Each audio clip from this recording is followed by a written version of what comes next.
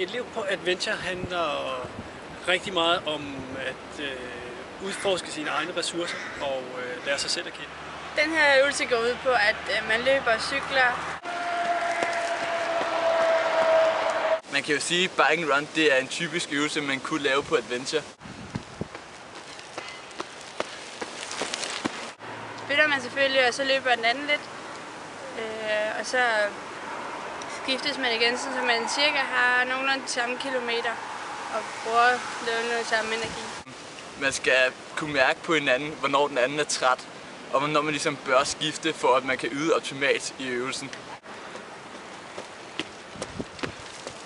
Det er basically, hvad man skal i bike and run. Det er en meget teambaseret øvelse.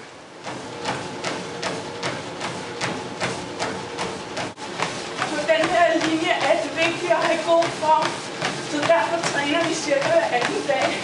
Vores linjefag er matematik, fysik, kemi og biologi. God kondition styrker indlæringen.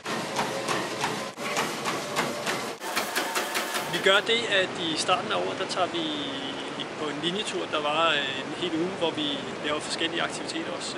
Sådan nogle adventure race prægede aktiviteter. Vi cykler, løber, orienteringsløb, sejler, træklatring, alle mulige aktiviteter. At gøre sig selv stærk og selvudvikling, det er nogle af vores kernekompetencer. Det er altid sjovt, synes jeg, at være på adventure, også som lærer, men også som elev, fordi vi lærer hinanden rigtig, rigtig godt at kende.